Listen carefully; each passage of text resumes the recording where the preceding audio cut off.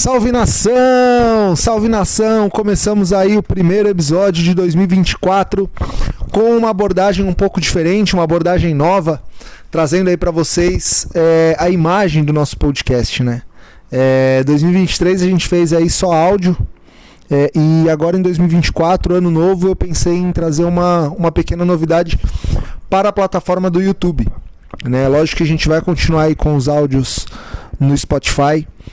A gente vai continuar aí com os áudios também para quem acompanha no Deezer. Tem um pouco de delay para subir pro Deezer, mas enfim. Mas eu quis trazer essa diferença aí pro YouTube, uma abordagem um pouco diferente. Eu entendo que o Spotify ele tem aí essa vantagem de você poder ouvir no celular, no carro, enfim, enquanto faz outras coisas.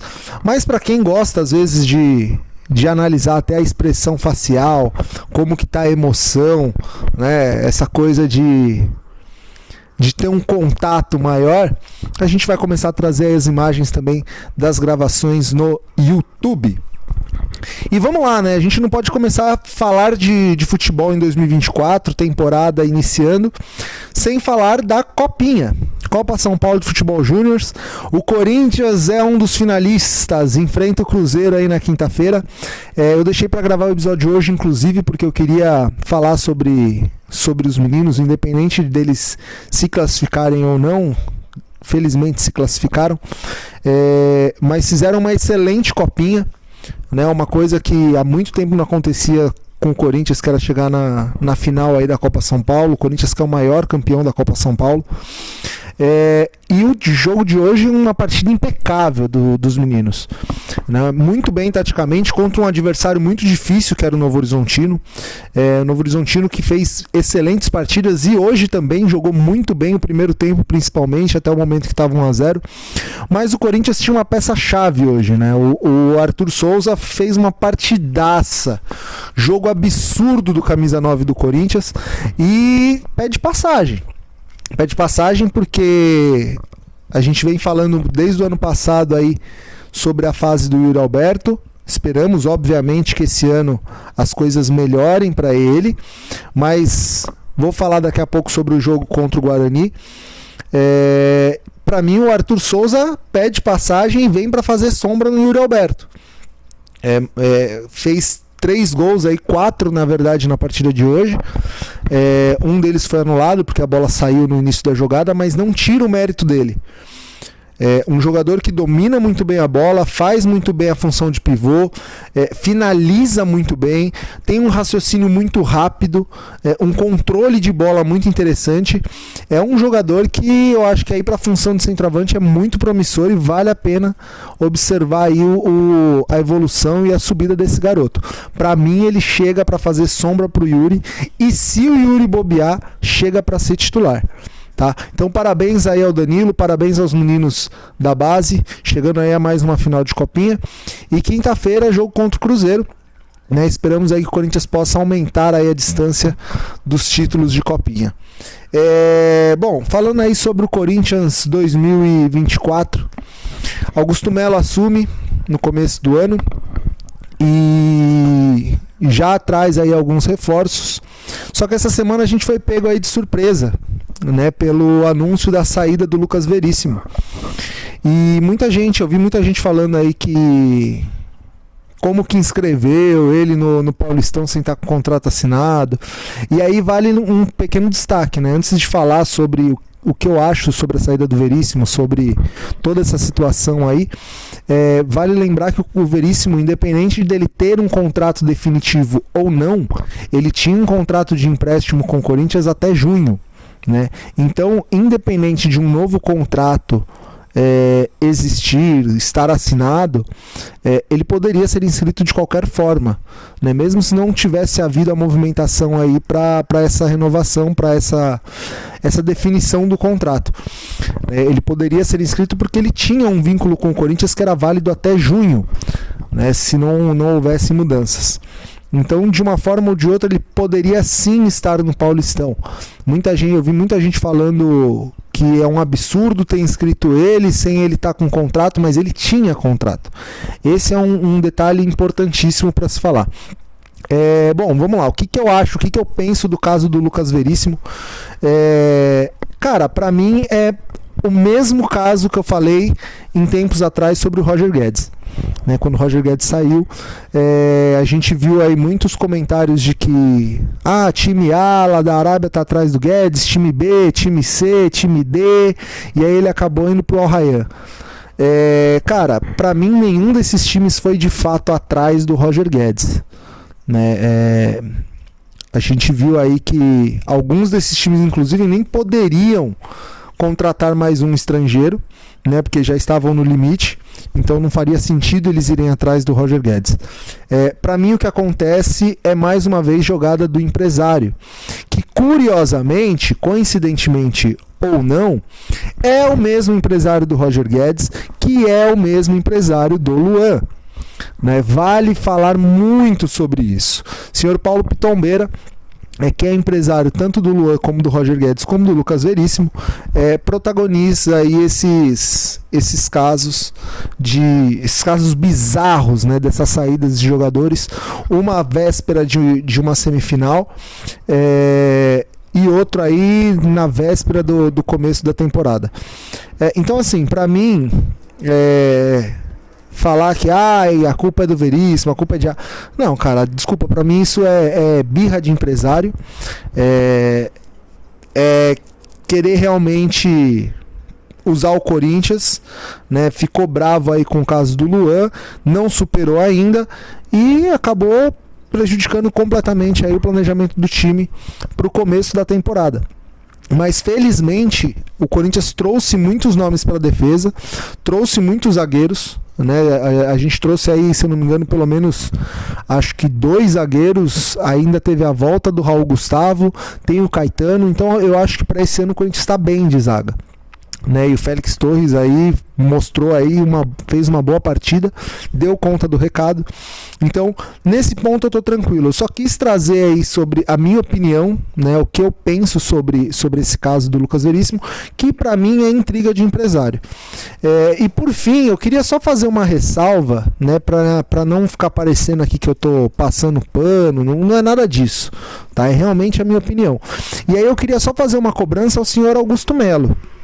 Eu entendo que ele acabou de assumir, mas ele precisa urgente contratar um diretor de futebol, um gerente de futebol, né? Porque não dá para ficar com o Rubão lá. Não dá para o Rubão ficar como principal responsável pelo departamento de futebol. E lembrando que o Rubão foi o diretor de futebol quando o Corinthians foi rebaixado. Então é importante o Augusto Melo ter em mente que ele precisa urgente trazer um diretor de futebol. Até porque tem aí a história de que havia um contrato para o Veríssimo assinar desde do começo do mês, parece que desde o dia 2 de janeiro, do dia 4 de janeiro, alguma coisa assim, e até então ele não tinha assinado, né? Então assim, né, como que tem esse contrato e o cara não assina? Então o Corinthians precisa urgente de um diretor para essa parte aí do futebol. E aí a gente chega aí à estreia do Campeonato Paulista, Corinthians e Guarani, jogo na Neoquímica Arena, e a gente começa 2024 da forma que terminamos 2023, né? Nosso menino desespero, Ángel Romero, dando mais uma vez alegria para Fiel. Ángel, que eu acredito aí que logo vai novamente tomar o posto que por direito é dele, de artilheiro da Neoquímica Arena. E cara, que golaço que fez o Romero. Pra mim, e eu acho que pra todos os mais de 30 milhões aí de torcedores do Corinthians, e pra quem não for clubista, obviamente, pra mim concorre ao Puskás, né? A gente precisa aí fazer esse gol concorrer ao Puskás, porque cara, foi um gol absurdo do Romero, absurdo. E assim, eu quero deixar aqui os meus parabéns pro nosso garoto Romero, porque eu acho que nenhum jogador merece tanto quanto ele fazer esses gols, cara. Nenhum jogador tanto quanto ele merece essa explosão, essa alegria que é pegar uma bola dessa de voleio dentro da Neoquímica Arena e fazer o gol. É um jogador que ele sempre foi e sempre é muito contestado. Na primeira passagem foi muito contestado, na volta foi muito contestado, e vem aí se mostrando um jogador fundamental nesse time do Corinthians. E mais uma coisa que se assemelha muito ao que foi 2023, né, que a gente também começou 2024, é a gente ver aí as pernadas do Yuri Alberto, né? No aquecimento ali ele chapou uma bola grosseiramente para cima. Foi bizarro o lance, bizarro. E aí durante o jogo teve um lance que inclusive ele estava impedido, mas não tira o demérito dele. Que ele mais uma vez tenta dar uma chapada totalmente ridícula e acaba jogando a bola quase que na bandeira do escanteio. E detalhe, né? Vale destacar que no lance do gol do Romero, quase que o Yuri atrapalha aí no começo da jogada. Então, assim, Yuri, ou você acorda, cara, ou você começa a jogar bola, ou você vai virar banco do Arthur Souza. O menino, ele tá merecendo... mas não é a mesma coisa jogar na base e jogar no profissional. Não é o mesmo nível. Eu concordo. Eu entendo que a transição da base para o profissional ela é bem complexa, né? Porque você vai encarar jogadores mais experientes, você vai encarar jogadores mais cascudos, não vai ser aquela coisa de estar jogando contra menino da sua idade que também está começando, aquela questão do desespero às vezes do adversário. Tudo isso influencia, óbvio. Mas o Arthur Souza está mostrando mais futebol que o Yuri Alberto. E assim, eu acho que vale muito a pena fazer o teste.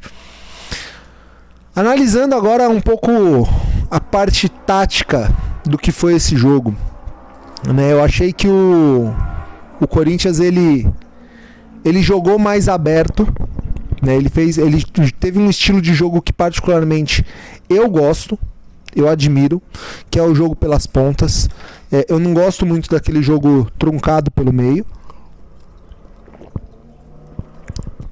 Eu gosto mais desse estilo de jogo que você abre, que você joga com os pontas. Quem acompanhou o podcast no passado sabe que muitas vezes eu falava da importância de você ter dois pontas para puxar um contra-ataque, para jogar em velocidade. Eu particularmente eu gosto desse tipo de jogo mais aberto para as pontas do que aquela muvuca no meio campo. E eu vi ontem o Corinthians jogando mais dessa forma. Eu vi o Corinthians explorando mais jogadas pelas pontas. Não sei se pelo estilo de jogo do Guarani, mas eu acredito muito que o Mano tem esse estilo de jogo também pelas pontas, né? Mas também tem o detalhe, né? Eu também achei que o Corinthians tomou muitos cruzamentos ainda. Então eu acho que o Corinthians precisa tanto corrigir ainda essa parte defensiva de conter os ataques pelas pontas, e precisa também dessa qualidade para jogar pelas pontas. E um pequeno detalhe, né? Quando você joga pelas pontas, você tem que ter alguém lá no meio da área para finalizar essa jogada, né? E aí mais uma vez eu bato na tecla do Yuri Alberto. Se o Yuri Alberto ele não se recuperar, se o Yuri Alberto ele não acordar para os jogos, vai ficar difícil do Corinthians jogar dessa forma. Porque é o que eu falei, eu acredito que o Mano ele tem esse estilo de jogo, né? O Mano é a terceira passagem dele pelo Corinthians e eu vejo muito desse estilo de jogo pelas pontas, né, da parte do Mano. Então assim, o Yuri Alberto ele acorda, ou a gente, né, vai precisar trazer aí um novo centroavante, porque não dá para você simplesmente jogar pelas pontas e não ter ninguém lá dentro da área para finalizar a jogada. Próximo jogo do Corinthians contra o Ituano fora de casa. Partida que acontece aí na quarta-feira, às 7h30 da noite. Segunda rodada aí do Campeonato Paulista. E aí eu quero fazer uma pequena observação, né? O Corinthians foi o único do seu grupo que venceu. Né? O Corinthians, no grupo dele aí, o Inter de Limeira e o Bragantino perderam e o Mirassol empatou. Então assim, o Corinthians tem aí já uma singela vantagem aí de pontos. É importante a gente vencer os jogos no Paulista. A gente sabe que não existe confronto direto no Paulista. É importante a gente lembrar que o regulamento da competição, ela não traz os confrontos direto na parte de grupos. O que torna, muitas vezes, mais difícil. Porque se o seu grupo ele vai ganhando, você não tem como tirar pontos dos seus adversários diretos. E isso pode lá na frente ser trazer algum problema. E vale destacar que o grupo do Corinthians é um grupo bem complicado. O Corinthians tem aí no seu grupo o Mirassol e o Bragantino, que sempre são dois times bem cascudos, e a Inter de Limeira, que costuma trazer algumas dificuldades. Então eu acho que para o Corinthians já sair assim na frente na primeira rodada é muito importante,